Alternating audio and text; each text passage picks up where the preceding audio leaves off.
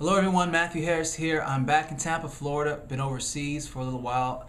Went on honeymoon with my beautiful wife, Eileen. And for those of you that have been following our story, thank you so much for your support, for the messages, for the emails, for the BBM messages, for the Facebook messages. All the love that we've received over the last couple of weeks has been incredible since we got married, and we're really appreciative of that. It's a special time in our lives. And it's even more special because we got to have our dream wedding, a wedding that we didn't think we were going to be able to enjoy. And so we're back. And I'm shooting this video to really talk with you through the lessons that I've learned in the process. Because if you don't know our story, here's what it is in a nutshell. In January, the company I was working with went out of business. Left me with zero income, no backup plan. And what really made it difficult was I'm the one paying for the wedding. And with no income, that's, you understand, it was difficult. So was one of the lowest times in my life. I had $20 to my name. Didn't know even how I was going to pay for my day-to-day expenses, and much less start a life with my beautiful bride. So I was looking for an opportunity. And it was from that process, that experience of going out of business, that I learned a few things. And there's three things I wanted to share with you, because while my wife and I were on honeymoon, long story short, we got involved in home-based business, a company called Shackley. And our third month, we made over $13,000 in a month for the first time. And I mean, obviously the finances were able to help save our wedding. We were able to do it exactly how we wanted to have it, with all the people that we wanted to share in that. But something happened while we were on honeymoon. We were actually driving on the street, and we saw a guy jumping up and down on the corner waving a sign saying, going out of business sale, 40 to 70% off, that kind of stuff. We've all seen those signs before.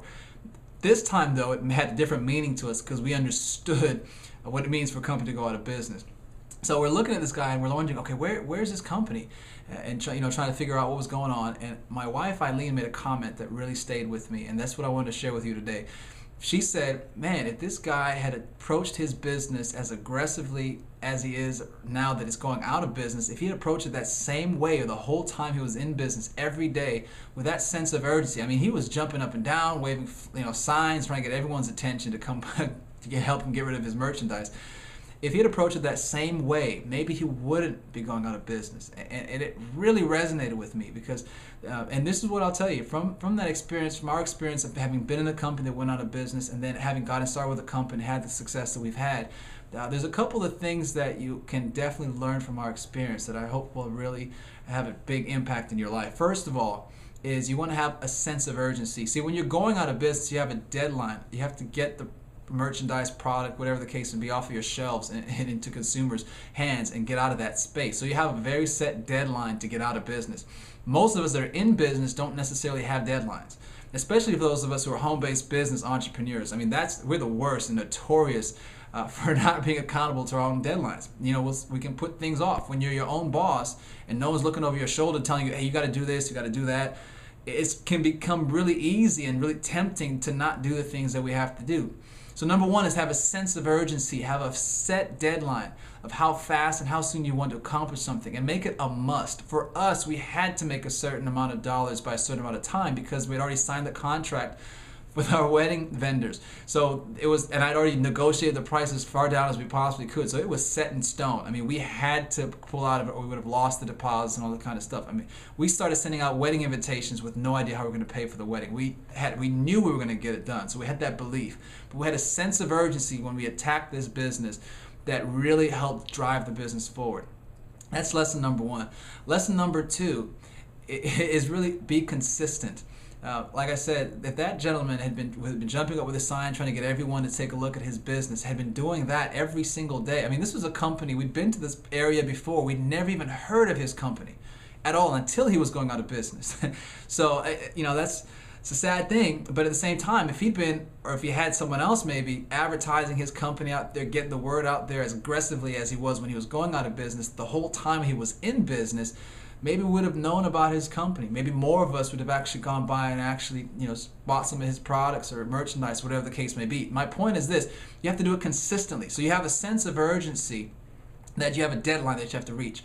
But then consistently every single day that and if you're part-time in network marketing or home-based business or whatever the case may be, apply this to your own schedule, but be consistent over that period of time. Don't get excited or anxious one day and say, I've got to get this goal done, and then suddenly when it's time to work, after your first day, you don't show up anymore. There's so many people that come in and out of the business, even though they're signed up in the business, their activity level, 1 minute they're excited, next minute they're not doing anything, then they're excited, they're not doing anything, and then they wonder why they're not having any success. You've got to be consistent. Consistently attack your goal. And the step 3 is to be specific. That gentleman standing on that corner trying to help move all the merchandise out of his company that was going out of business, he had a specific goal. And I don't know him personally, but I'm pretty sure he had a specific goal of how much product he had to move by when. He had a very specific goal. So what I'll tell you too, in your business, have a specific goal. Have a specific goal of how much revenue you'd like to generate, but then work backwards. What kind of activity would it require to help you build that kind of income? How many people would you have to enroll in your business? How many people would you have to show up to trainings with? How many people would you have to call in order to enroll that amount of people into your business? Focus on the high payoff activities, call them HPAs. Focus on those activities that will help you achieve your specific goals. So those are 3 things that I hope help you stay in business, lessons that we've learned from going out of business. And again, if there's anything I can do to help you either with your whatever company you're in right now, whether you're Orange Shackley with us or whatever the case may be, listen, I'm available to help. I love helping people win and succeed in this industry. It's been a life-changing experience for my wife and I'd love for that to happen for you as well, that your goals and dreams and ambitions come true. Like I always say, dream, then find a way. I look forward to talking with you soon. Take care and God bless.